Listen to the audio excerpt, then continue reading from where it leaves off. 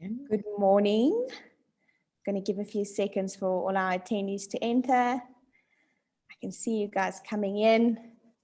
Please say hi in the chat and let us know where you're from. We're going to start soon.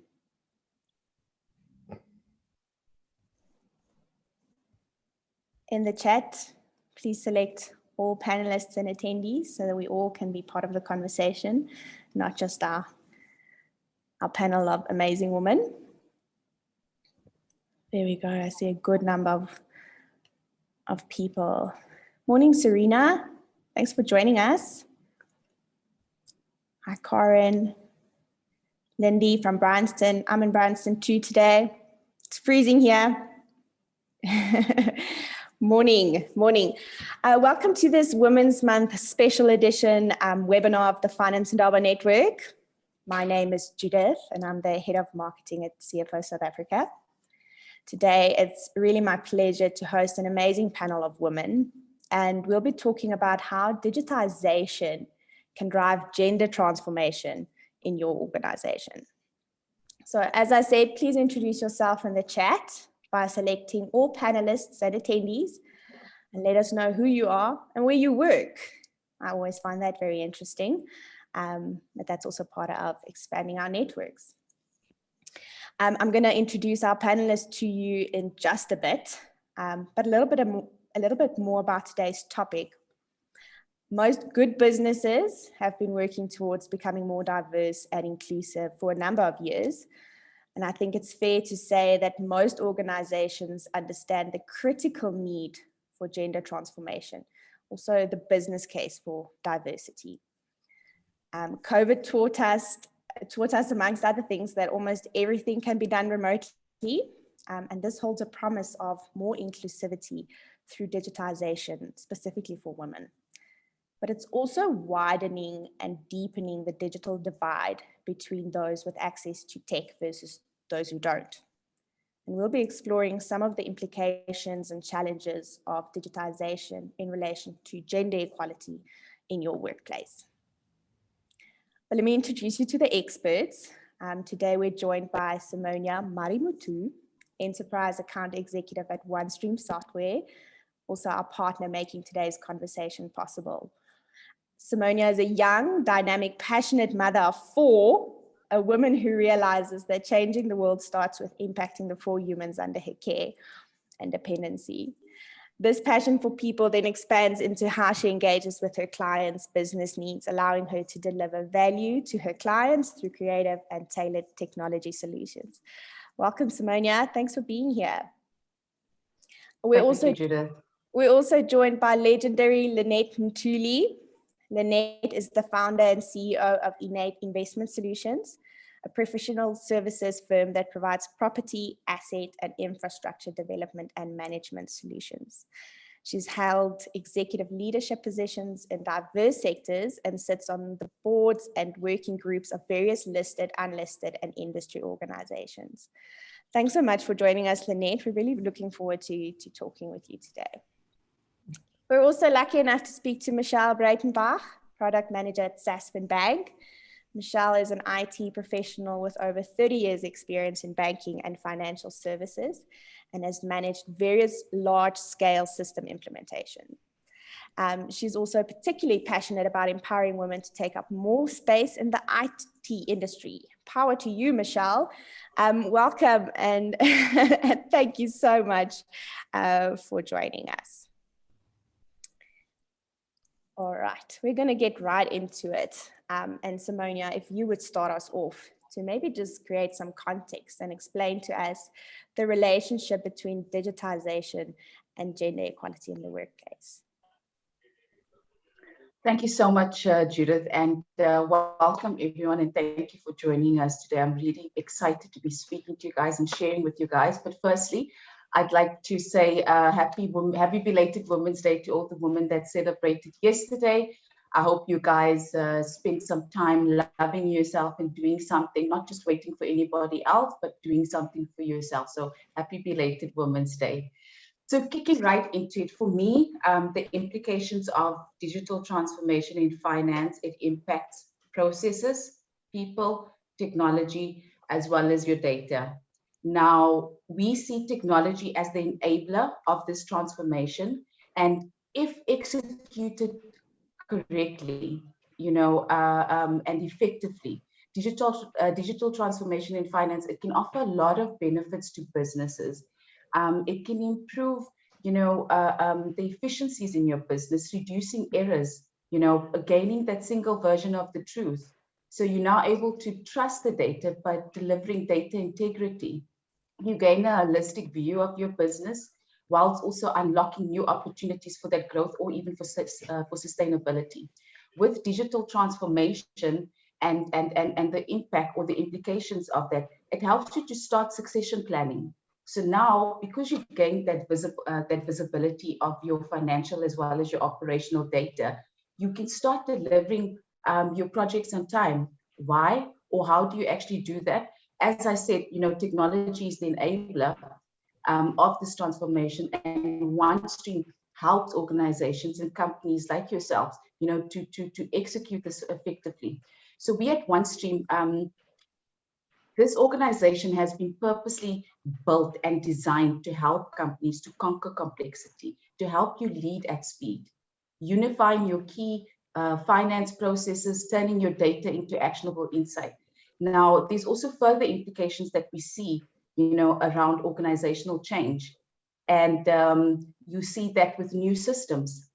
Now, for me, I would certainly say that, being digitally fit or embracing that digital transformation or bridging that gap of gender equality, it keeps you in the game of business, effectively utilizing your resources, because you've got that insight on financial as well as operational insight. You can now start putting those plans into place.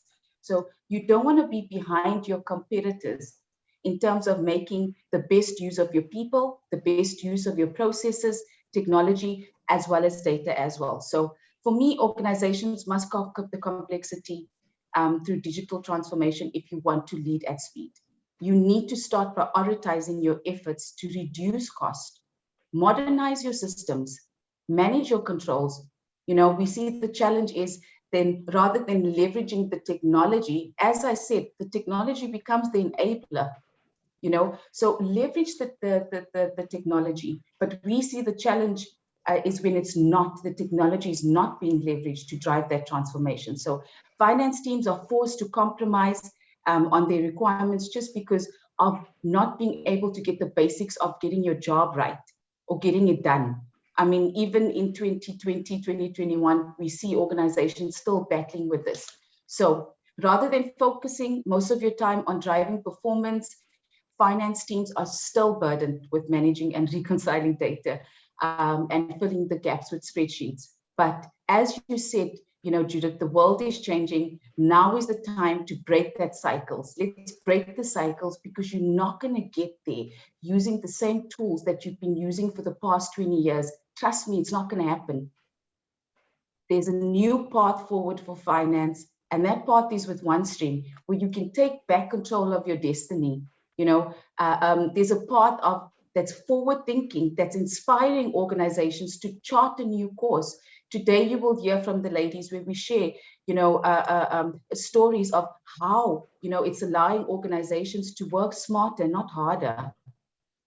That's what we want. You want to be able to spend more time with family. We've seen this happening, as Judith mentioned in the start with COVID and the whole breakdown. For me, it's about having the technologies, making sure that my customers are able to automate, streamline processes, so they're not sitting and doing double consolidations. They've gained efficiency and effectiveness. So regardless of where you are on your transformation journey, we as OneStream, we assess what's most important to you based on your specific needs for your business. Now, we call it Intelligent Finance platform, but we help companies to successfully transform and implement digital transformation. As I said, you're not going to get there with doing the things that you've been doing or using the same tools that you've been using for the past 20 years. You need to change. Yeah. So empower your organization with OneStream. Thanks so much for that, Simonia. I think what's also very interesting is to see how changing one thing in your business, just like escalates change in other parts of the business as well. Lynette, maybe you can talk us through how the digital transformation of the finance function, delve a little bit deeper into how that can transform strategy, inclusivity, and then also diversity through partnering with your people. Good morning, and thank you so much to OneStream, to CFO SA, and to you, of course, Judith, this morning for hosting this wonderful panel. I'm delighted to be here with my fellow panel guests, and thank you to everybody who has also joined us. Judith, I'm going to make this a little bit practical. I'm going to share a quick screen with a few slides, and I'm going to just quickly whip through just how I see the finance function specifically changing to partner effectively, very much to some of the points that we have already heard this morning from Simonia and how this actually looks in practice. So I'm going to share a screen and there I am. I'm hoping that it's visible to everyone. It is. Thank you. All right. So I think when most of us hear about digital transformation at the moment, and that the future of technology is now, we typically specifically focus on the DNA of technology. The big keywords we typically hear and understand are the AI, artificial intelligence, big data analytics, cloud computing. We also typically focus on, the emergence of blockchains and cryptocurrencies and the like, the Internet of Things and how things are connected, as well as perhaps more unstructured and more social engagements and information, which typically comes to us through the likes of even social media.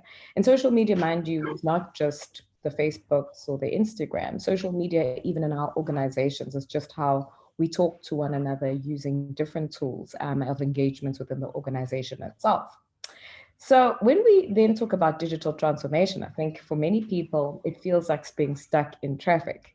And I think for many of us, the big recognition that we all have to have about our role in terms of enabling and embedding digital transformation in any organization is that we can't just say we're stuck in the traffic of it, but we've also got to recognize that we are the traffic. We all love to say, I'm stuck in traffic, and we are traffic. So what does this mean? It means that historically, the finance function's DNA has always looked very much like what I've put on the screen before you. Very driven by reporting, very driven by controls, very driven by a lot of administration, and of course, making sure that the business itself is performing and is able to almost document its journey of growth, delivery, and shall we call it financial value. What was also required behind the scenes to support that DNA is that, typically a lot of the finance function has been tracked at the bottom of that pyramid, where there's a lot of operations because of the type of administration and reporting that's required. The controls need to be controlled and managed. And then, of course, the more strategic, insightful, and almost predictive information that comes from performance took perhaps the least amount of time. Because of technology and what digital transformation in all of our organizations is going to begin to do, is that within the context of our operations, a lot of that administrative work, a lot of the putting together the reports, controls, and the likes can actually be automated. For many people, when we hear that you can be replaced for a machine, we completely panic and worry about, well, where then will people play a role in the organization? More importantly, will women have a fighting chance to stay in that particular game? But what really then the digital flip is on our time allocation is that we see that we perhaps through using different tools, new tools, and the latest tools, and spend far less time reporting and collecting and extracting information, needing to control. And now suddenly we've just got this whole new world of time that looks specifically at financial performance. And financial performance, of course, is very much insight driven, is a strategic driver. And what that, of course, does for the finance function in particular is it gives it time to finally influence decisions, to contribute to the narrative of value in the overall organization, to participate as a meaningful business partner in other areas of the business, because there's simply not time for finance to not just be almost the prefects at the till, but also now to be a functional resource, not just a cost center as well, but a functional resource to support the growth and development of all the operations of the business. Previously, the priorities for our finance function was just about assembling data into reports so that we can analyze them, and then with that influence, of course, talk to different stakeholders and lead the finance team. What we're seeing though with digital transformation is that it's flipping that script. We're going to find ourselves spending more time partnering for value to influence our stakeholders. And what's going to be even more interesting with the digital flip is how those stakeholders are also going to change. And we're going to have to ask ourselves who is currently at the table, but more importantly, what new seats are we creating at the table? Now, as we start to think about who is at the table, it's also going to force the finance function away from a compliance-driven function to one that is more collaborative, one that is more inclusive, and one that in putting these different people at the table must find interesting and innovative ways to make sure that, shall we call it, women and machine are collaborating. With finance now being the storyteller of the value journey, the value creation of the business in itself, it's really going to move the finance function from just a technical and more contextual partner to one that also takes leadership around what people and the digital transformation of an organization as a whole bring to that value creation story of the whole business as a whole. Typically, finance has never had to take care of people, as it were. That's always been perhaps the function of human resources and other functional heads. As long as your people delivered on the statistics and extracted the data, that was fine. But as we enlarge the table, we add more seats to the table, people and the use of their talents with the use of our digital resources is actually going to become at the center of how the finance function is able and enabled to tell the value creation story. So this is going to require that a lot of mindsets shift. So we're learning new things, but we're also going to have to unlearn a lot of things. And in relearning some of the things that we now need to do to accommodate people and of course these new digital resources, we're also going to have to include. And when we say include, it's going to force us to really delve into who do we include? At what points in the business do they come through into the finance function? How often do these conversations take place? How do we build pipelines of inclusivity? And if you're going to tell a complete value story, a complete story about the creation and the narration of the business, it then becomes incredibly, incredibly important that in your include, you are able to shape and enable different people in an organization to come and sit at that inclusive table so that they don't only deliver the quantitative goods, which are still going to remain quite important to the finance function, but they're also going to be able to tell the story of a business in growth, a business in partnership with not just its bottom line, but also how society is changing, how its environment is changing, and also how the sector with innovation and new value drivers is changing as a whole. So this really becomes the point where I'm going to stop sharing because I'm going to talk about the next slide a little bit later, where we start to begin to say to ourselves, particularly when we look at where do women come in. Women have always traditionally been the greatest of storytellers and often the greatest coordinators of structured information, but also unstructured information. We listen more, we tap into different sets of information intuitively, digitally, and in so many different formats.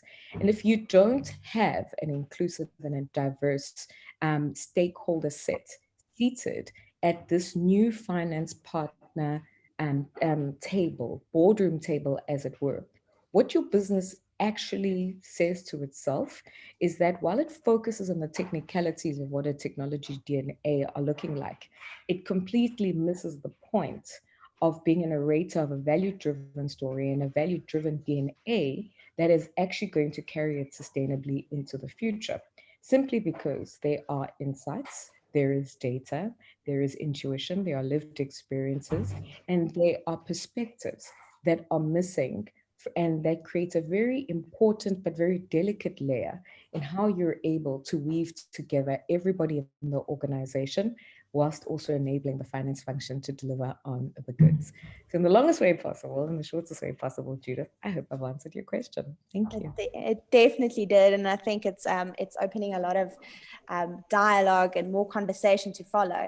And talking about a seat at the table, Michelle, in most boardrooms, you've been the only woman at the table, or in your department even.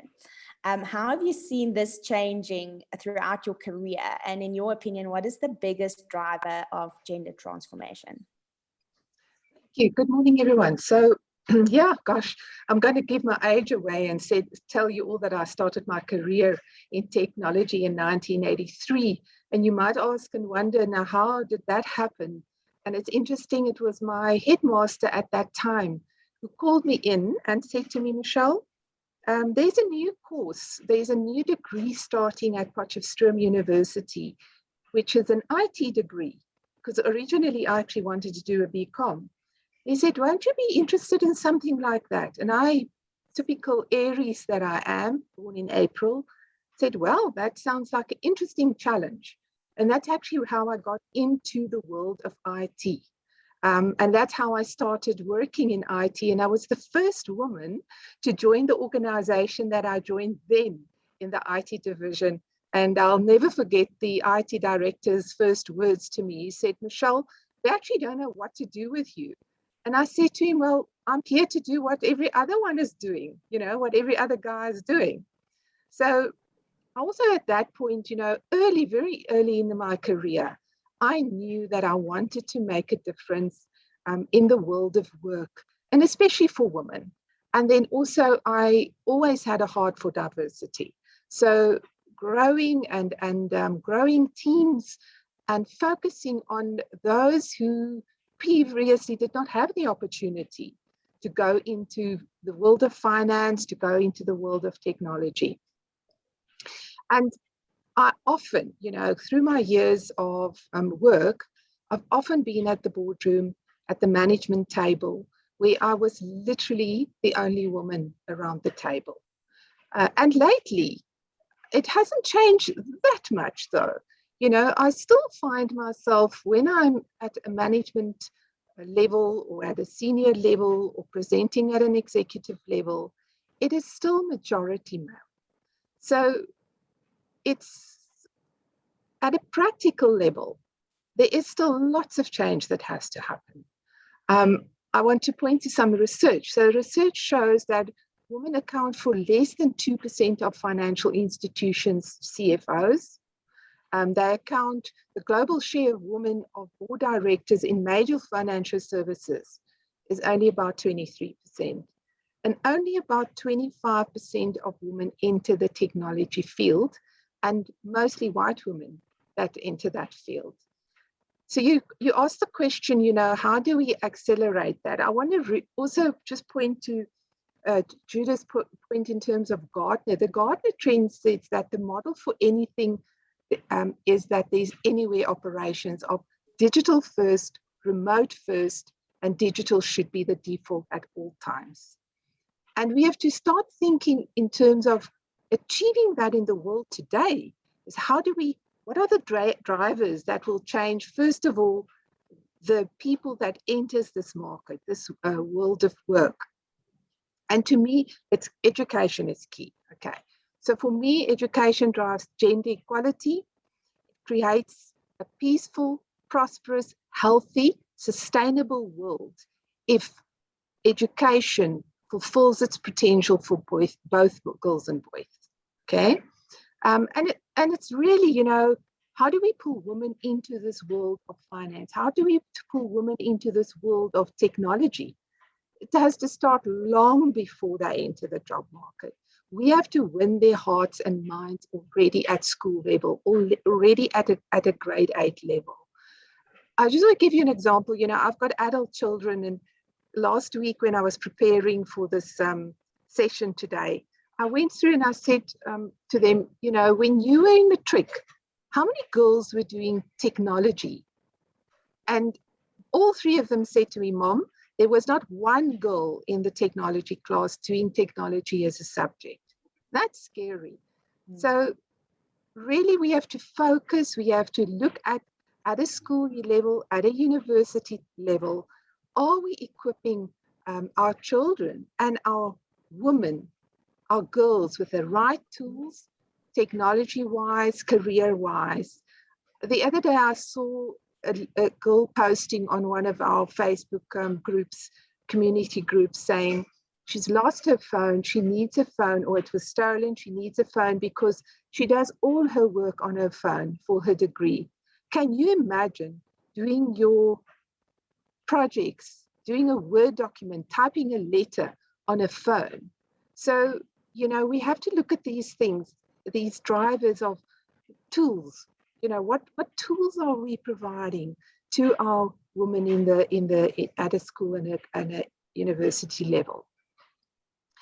And I truly believe we have to start becoming the role models and mentors.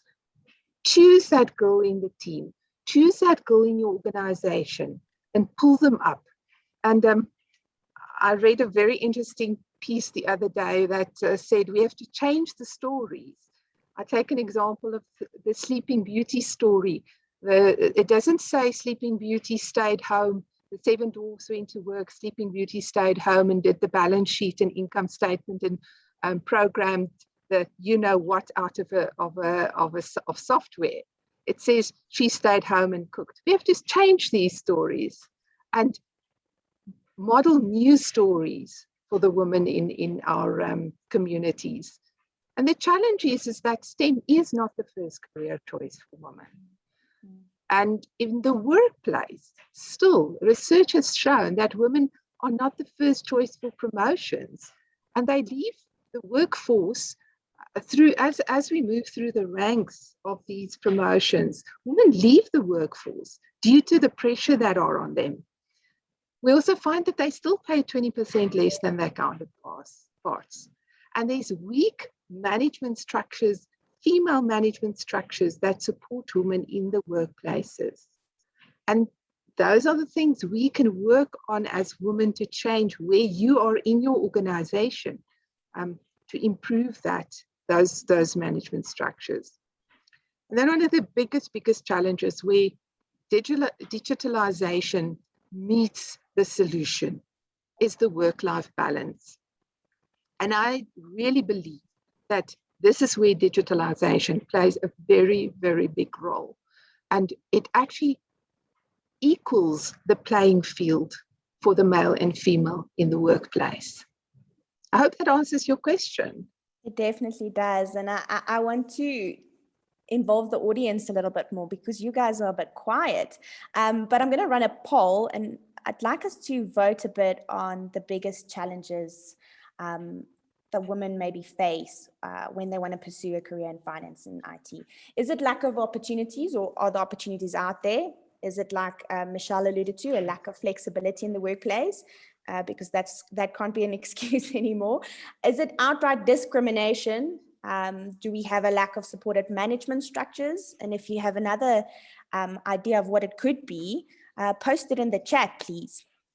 And while people are voting, Simonia, I'd like to move on to your story because I find it really fascinating. Like, as a woman of color in IT, tell us a little bit more about your career and experiences. And if you had to pinpoint to one thing that made it possible for you to get to where you are, what would that be? Thank you so much, Judith. So I've been extremely blessed throughout my career. I've had great managers who believed in me, sometimes more than what I saw or believed in myself. But I started my career selling compatible cartridges and toners. I would travel on bus because I was working in Rivonia at that time. So I'd travel on that main route And we would always stop outside, each stop, but we would stop outside IBM, always passing the IBM building where, it's where the new Discovery building is now in Sandton. And I would tell my hubby, because that time we didn't have a car, and I was like, dude, I'm going to work there, And fast forward 10 years later to 2013, guess what? I got a call from IBM for an inside sales role. And at that time, I was a telesales manager. I worked my way up in the consumables industry. So I was doing extremely well. I was working for a company called Intrastat and decided to take on this role then as an inside sales rep. Now, some people say, okay, you were a manager, now you're going to be an inside sales rep. I was clear in terms of, the direction that I wanted to take and the opportunity that I was afforded. I could always fall back on my consumables, but yeah, I was given an opportunity, and there was no way in hell that I was going to miss out on that. But I took a chance. I got the job, and then I got a promotion 8 months later to field sales, and I was selling middleware at that point in time. So I got the promotion because of a lady called Lamise, who was my manager back at IBM. She saw potential in me, not because I had the experience, but because I had the will to learn, and that she could mentor and guide me. I then moved over to SAP for a short while before moving over to Oracle, where I spent 5 years in, and I had multiple roles. My first year was a technology account manager, servicing your manufacturing, retail, and distribution industries. I then moved over to an ERP and human capital account manager, and then got promoted to a lead account manager. And this was all at Oracle.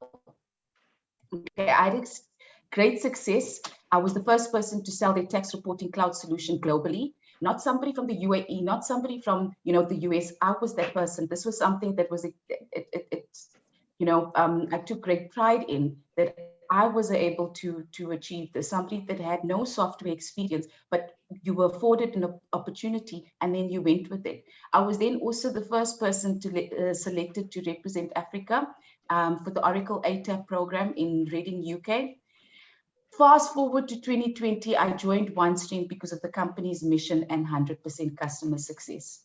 For me, when I decided to take on this role at OneStream, it was extremely important in terms of what do I want next out of my career? Where is it that I want to go? I've had this great success, but what is it that I want? So I'd done an audit in terms of what I wanted for my manager, what I wanted in terms of the solution. And I then took on the role because, as I said, this organization is aligned with my core beliefs as a seller. I can be my authentic self, because of the company's diversity and inclusion. I mean, I had a whole list of items, but I mean, if you look at me, I'm not your average finance IT person. I'm Simonia Marimuthoo. I build relationships. I connect with people. I solve problems. I say I'm a breath of fresh air because you need to change the narrative, ladies and gents. And I know that we've got gents out here. So just because you were brought up and they said this is what an accountant looks like, or this is what an auditor looks like. No, it's normal people like myself. But it takes that you were given an opportunity. So I was given an opportunity by my managers. They believed in me, number one. They saw the rawness, they saw the hunger, and I was like a sponge, absorbing as much of this information as possible. And today, I lead by that very same example because I was afforded an opportunity, and I work with my customers in the very same way, with my prospects, with my family and friends. What you see is what you get. And that is why you always have to be your authentic self.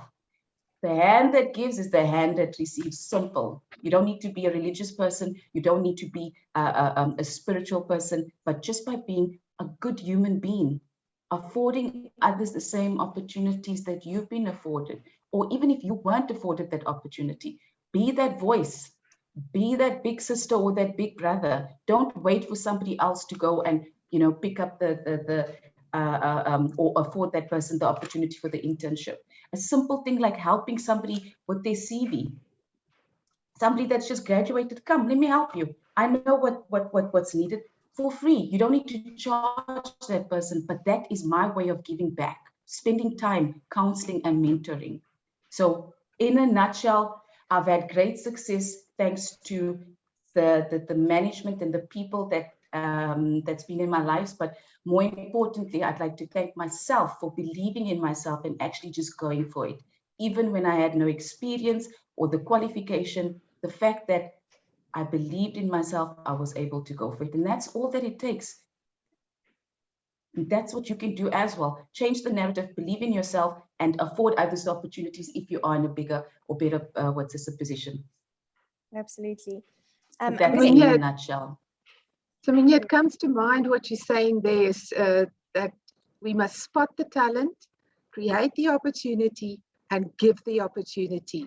And further 100%. add to that, nurture that individual to grasp and run with that opportunity.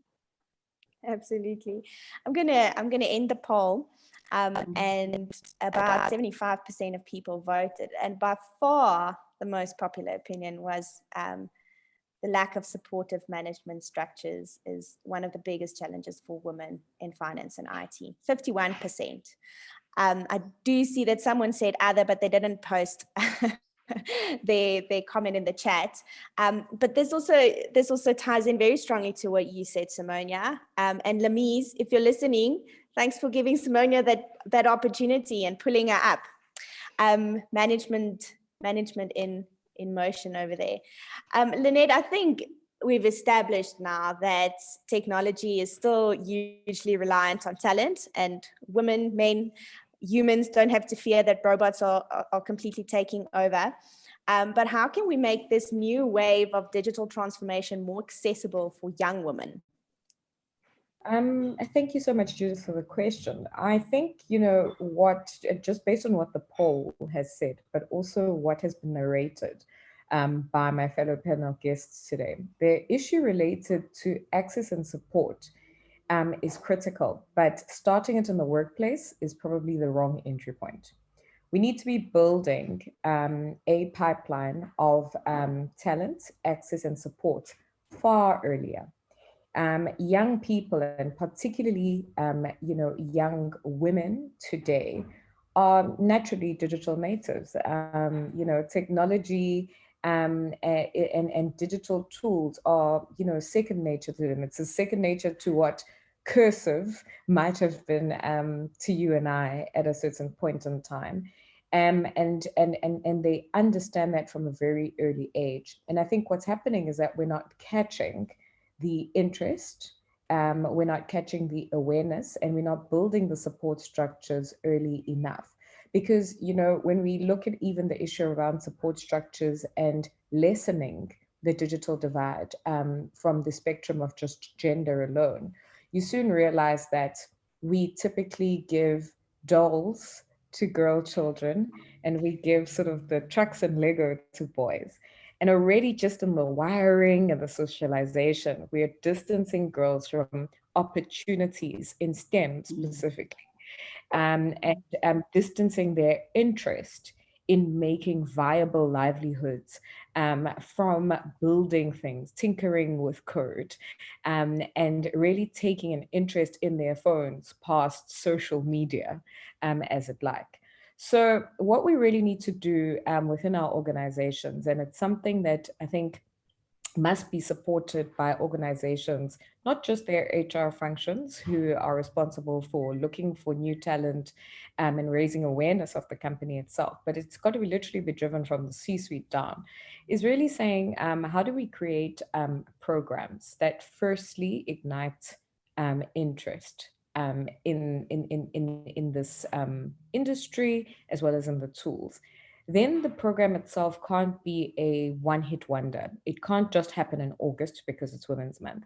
It's actually going to be a sustained program that sees particularly young women through high school into higher education, and then into positions, whether it's graduate opportunities or junior opportunities, where they can then be tracked and the trajectory of their growth, but also the trajectory of their sponsorship, mentorship, as well as career development is something that is well supported over a long enough period of time.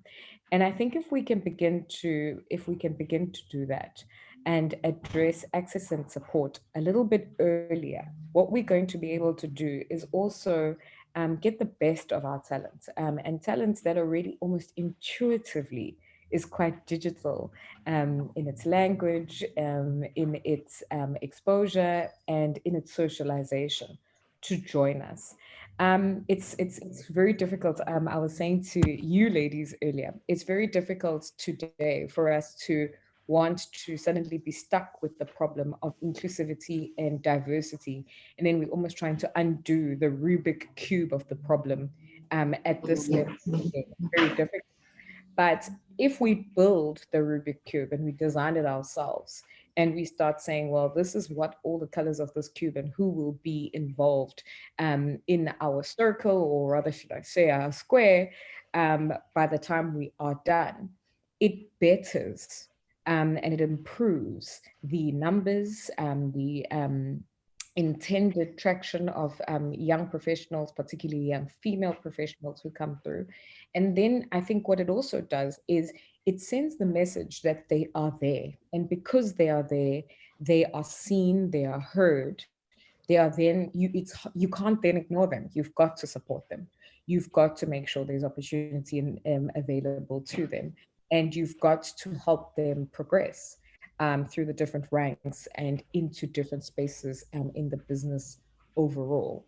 So I think it's really not a sectoral challenge, but it's probably now a social challenge.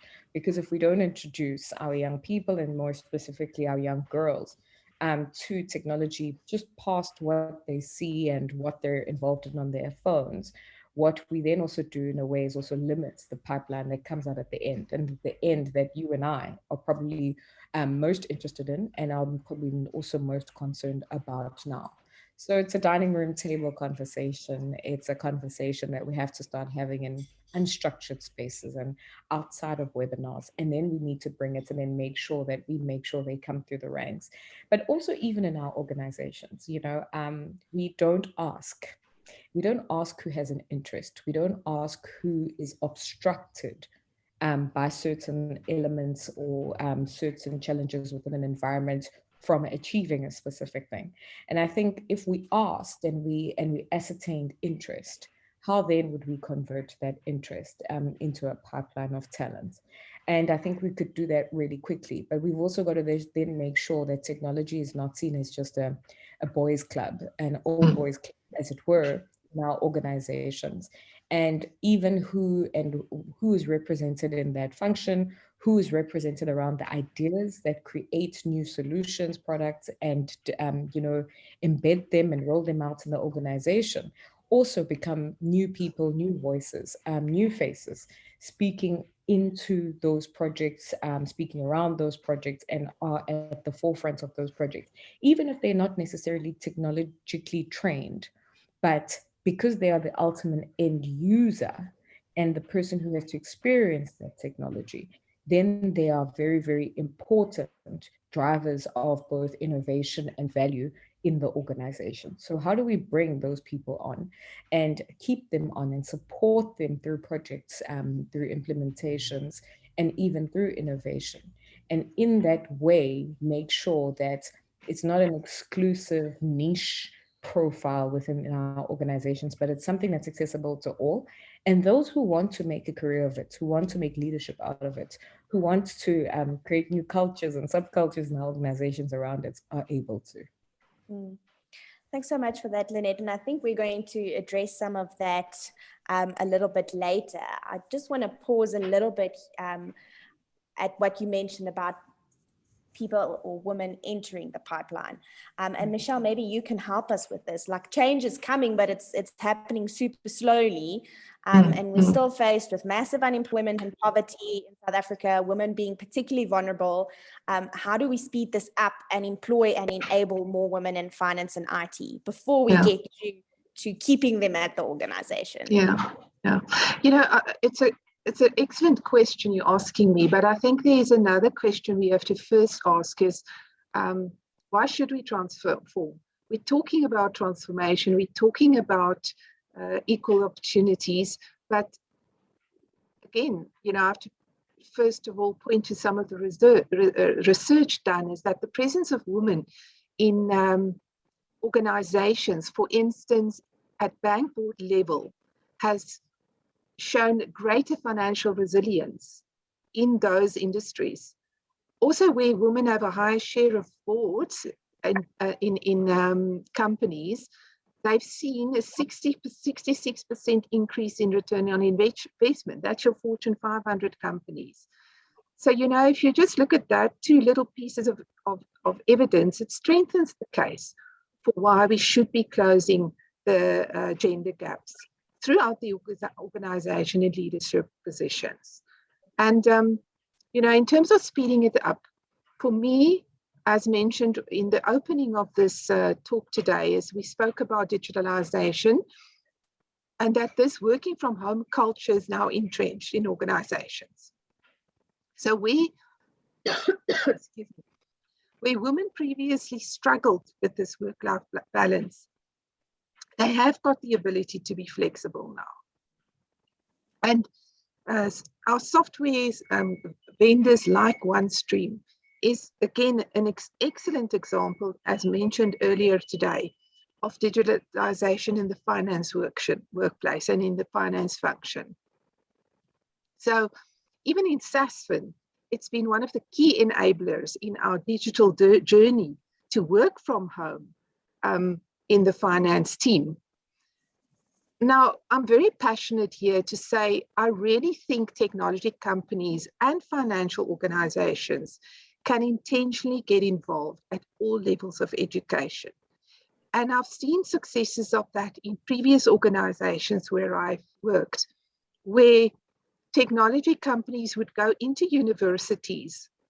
You actually mentioned Oracle a few times. That's one of the organizations who's done it before, who's made some of their software available in the universities to up the skills and to show students what technology is out there in the world, okay?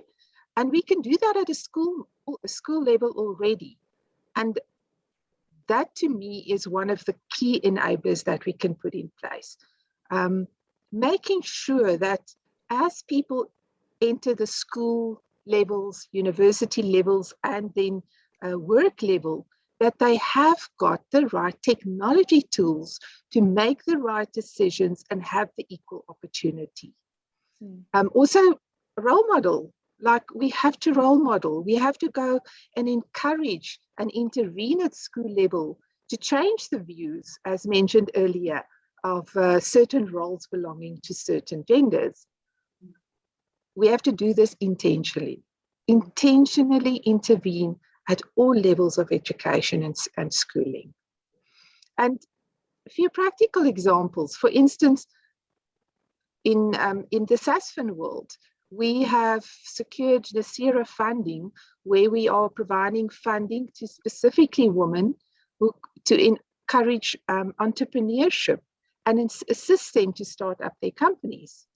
We funded apartments for affordable housing for female-led households that has got all the facilities that you would require, Wi-Fi, etc.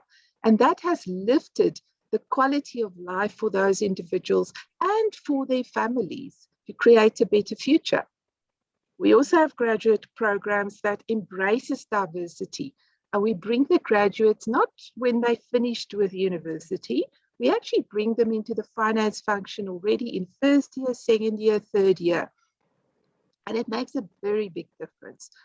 So to me, bottom line, it is intentional intervention. Intentional intervention by all of us around the table, again, that holds leadership and management positions to enable this. Thanks so much for that, Michelle. Simonia Kolo in the chat says that she's a CA and she's still quite junior in her career. And it's been very challenging for her to be different to the expected cookie cutter accountant. Maybe you have some advice for her and the rest of our audience today about how we can affect change in our circle of influence. So, Simonia? Sorry, what's this, Judith? So in affecting that change, as I said, be the change that you wish to see in the world. I said to you guys, I am not, the usual what you would see, the finance and the IT, a persona, but I'm changing that narrative for myself. Number one, I believe in myself. I'm clear on my goals and my expectations. And when you come from that place, it allows you then to steer through the challenges, through the obstacles, because remember, you are not trying to fill somebody else's shoes, or you're not wearing somebody else's shoes. Just because that cookie cutter has been fit in, the world has changed, and it requires a new way of thinking, a new way of working. And as Michelle just said, that intentional intervention, that intentional stepping in, or being that voice, being that big sister. Believe in yourself, my darling. Don't let anybody else tell you what you should be, or how your hair should be, or what, that final, what you call this project should be. At the end of the day, listen to that inner voice that's always going to be there, and just follow through. Always be open to learning as well, and make sure that you use learning as a continuous tool and object to get you to where you are. I have to add to that, I'm the same. I've never been the typical financial or IT persona, typing away behind my laptop or anything like that. I actually started as a programmer. Be yourself, be who you are, and believe in yourself. That's the key. I even found in my leadership style, many years ago, I've always had a very inclusive leadership style. So I was always the odd leader out, I was even asked, why are you giving your team so much voice? And I was a lot of times actually criticized for the way I manage my teams. Today, that's the way we work with our teams. That's the way we are leaders. So be yourself, you will get the results. You will benefit. You will get the fruits of being that you, and bringing the value that you bring to the table. You're not someone else. You are you, and you have your special talents and special values. And push the boundaries. There's nothing wrong with pushing the boundaries. Through my years of careers, I've always pushed the boundaries. I often look back and I think, Michelle, what were you thinking when you took on this role or this project? But push that boundary. The results come. Yeah, absolutely. Simonia, you also, at OneStream, you have a few programs, like practical programs that focus on diversity and inclusivity. Maybe you can chat us through some of those as well. And then Lynette, if you could just end us off with some practical advice for our audience, but then also for organizations. Simonia.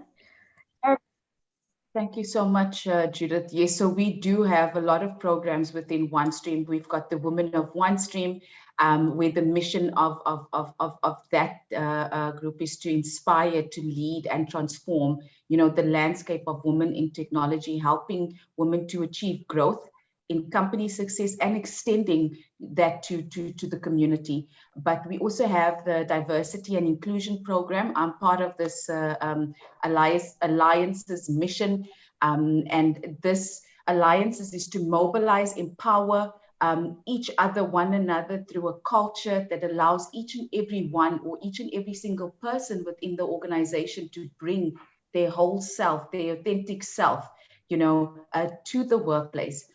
It's about effectively changing the diversity, the talent, evolving the company culture, influencing the company brand. So I've got an opportunity to influence that narrative of what you would see, or what we think it should be, is the collared shirt Today I'm sitting in the dungarees. Does it mean that I can't deliver on my work? Hell no.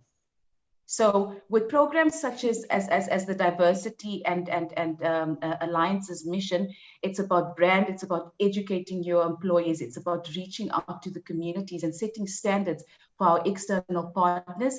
But it's also about our people and talking to one another. So creating a platform where you feel included, that there's a diversity. I mean, we've got diversifying our talent. That's one pillar. We've got another pillar, celebrating culture, you know, where you're celebrating you and lifting up and you get to share different stories.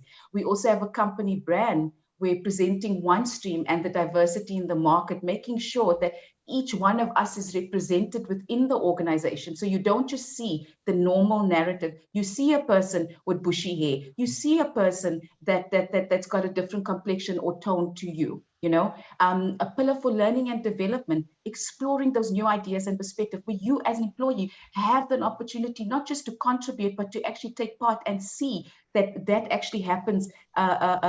Community outreach, giving back and impacting the world around us, as well as external partners. How are we using our powers to support the diversification of business? So OneStream in total, we've got multiple programs, but this is one, you know, that I'm extremely excited about because it includes everybody. And as you can see, there's different pillars that caters for education, caters for learning, the community. So in a nutshell, let's use our power, let's use our voice. I work for an organization that affords me that opportunity to be myself, to share my ideas, you know. And that's why working for an organization like OneStream, as I said, just to tie it in back, you know, is part of that. Even I've been part of a digital transformation working for this organization, because remember, it impacts processes, people, data, and technology. So I'm part of that as well. You make yourself part of that. Don't wait for the next person. Thanks. Thanks, Simonia and Judith. For me, I'm a big believer that, you know, if something is put down on paper, you have put it into existence. And I think what typically happens is we know what needs to be done, but we don't get it down and then get it down into some sort of a program of action. So, you know, at this point, whether it is Kulu Lidwaba, who posed a question earlier, who starts thinking about, well, what is her reference related to taking an interest in tech and in creativity and in innovation when she is an accountant? It's for her about mapping that down and communicating that to her stakeholders and making that happen. Similarly, I think, you know, with those who are in positions where they can influence a lot of this change, it's really about getting, whether it's a project steering committee that goes and looks at it, expertise into the organization that's looking at it, all these different stakeholders, even just in the discourse of your normal weekly operational meetings and the like, who are just at least at any point in time working on one or two things that help us achieve this specific goal. And I think what it really forces us to do is make sure, and you know, earlier on I spoke about how do you make sure this goes even to your C-suite. It needs to be something that's a sitting agenda item at meetings, at EXCO meetings, at weekly operational meetings, needs to have project champions. And sometimes the very best champions are the very people we want to empower, because they will take this as something and they will run with it in an organization as an innovation project, but an innovation project that can truly change the trajectory of how an entire business ultimately thinks of itself as a digital partner, not just in the finance function, across functions. So it's really just about that one person who says, okay, guys, I'm tired of hearing that it's a good idea. I'm tired of thinking about its possibilities, and I'm going to get it down. Here's what it currently looks like. Can everybody input their ideas? And can we just work on 1 or 2 actions a month and grow from there? And then just somebody to then sponsor it and make sure that it is something that is kept alive. And then once it is sponsored and there are rolling actions with that, you can even begin then to measure. the impact and the effect of what it is that you are doing. And then you just soon realize that you are on the journey and you're not still talking about the journey. So that's really the advice that I would offer really to close off today. Yeah, I think that is super and super practical advice, and it's definitely something I'm going to try in where I am at the moment. We've unfortunately run out of time, and I just want to like to thank our panelists for your very valuable contributions. For everyone who've joined us, I'd like to invite you as well to our upcoming webinars. We're doing a masterclass on AFS filing, the SIPSI's AFS filing requirements. I'm not going to pretend like I know what that's all about. And then the blueprint for human-centric digital transformation. So continuing the theme of digital transformation and how you can move your business into the present, but then also the future. Thank you so much, Simonia, Lynette, Michelle. It's been lovely having you and having these conversations, and let's stay in touch. Thank you, everyone, and goodbye. Thank you. Thank you so much. Thanks, Judith. Thank you. Thank you. Thank you. Thank you. Thank you. Bye, everybody.